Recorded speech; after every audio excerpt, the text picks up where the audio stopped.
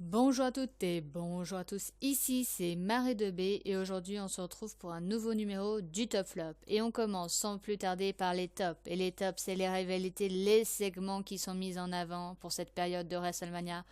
La première rivalité, c'est bien sûr la rivalité entre Bray Wyatt et The Undertaker. Bray Wyatt, souvenez-vous, qui est apparu sous la musique de l'Undertaker. On y a tous cru. On a cru qu'il était de retour après un an d'absence. Et que nenni, c'était Bray Wyatt qui appelait l'Undertaker pour un match pour WrestleMania. Et l'Undertaker a accepté son challenge sans être présent. Et c'est ça l'information principale, c'est que l'Undertaker n'est pas là. Et Bray Wyatt tient à lui tout seul la rivalité. Et ça pourrait être le point négatif, c'est qu'apparemment, l'Undertaker ne serait présent qu'à WrestleMania et pas avant. On ne le verrait pas du tout. Donc ça, ce serait un petit point négatif. J'espère en tout cas qu'il sera là après WrestleMania. Et surtout, que ce ne sera pas son dernier match. Qu'il sera là l'année prochaine, chez lui, au Texas, pour nous faire ses adieux, que ce soit son dernier match. Voilà, on croise les doigts. La seconde rivalité, le titre qui est mis en jeu, c'est le titre intercontinental. Bad News Barrett qui défendra sa ceinture à WrestleMania dans un match de l'échelle contre 7 autres superstars. Cette ceinture qui est passée de main en main. Et puis finalement, Bad News Barrett a réussi à la récupérer. Et là, mais quelle rivalité de ouf! Quelle mise en avant pour cette ceinture. Et là, je dis oui. Mais pourquoi vous ne faites pas ça pour la ceinture par équipe, un match de l'échelle à WrestleMania pour la ceinture par équipe? Et pourquoi vous ne faites pas ça aussi pour la ceinture des divas, un match de l'échelle pour cette ceinture? Moi, je serais pour à chaque fois qu'on mette des échelles ou qu'on mette une stipulation pour mettre plus en avant cette ceinture. Aussi, on nous tease depuis des semaines le retour de Sheamus. Donc là, je n'ai ni mis dans un top ni dans un flop, car on nous tease son retour et Sheamus qui devrait revenir en heel avec sa guerrière celte n'est toujours pas là.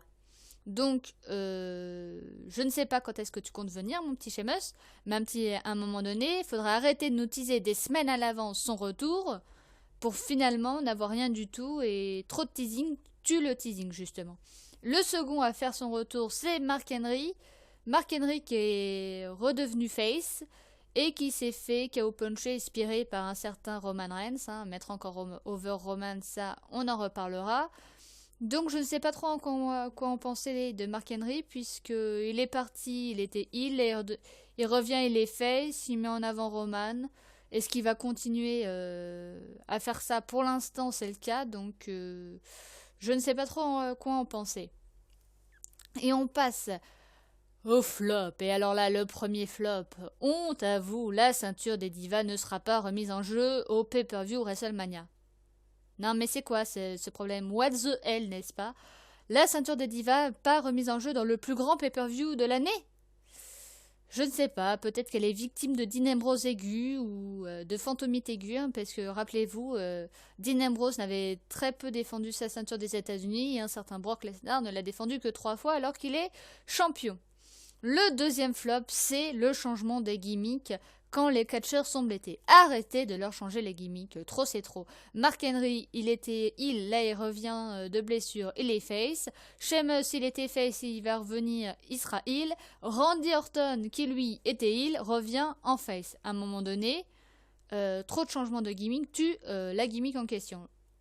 Justement, en parlant de Randy Orton, c'est lui-même qui avait demandé, qui avait même exigé de devenir heel, puisque il voulait redevenir heel, et finalement il avait obtenu gain de cause. Et pourquoi? Pour être enclavé dans l'autorité et pour se retrouver second derrière Seth Rollins.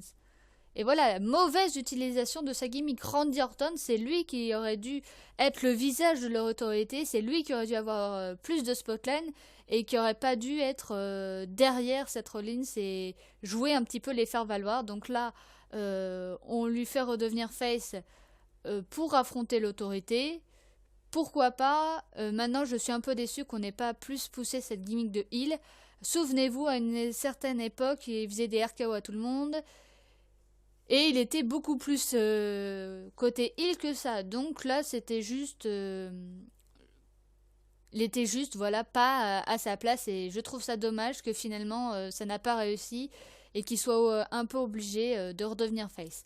Voilà, c'était tout pour ce top flop, un top flop spécial WrestleMania qui approche à grands pas. J'espère que cette vidéo vous aura plu, je vous souhaite une bonne journée, une bonne après-midi ou une bonne soirée, et nous on se dit à une prochaine fois. Ciao ciao.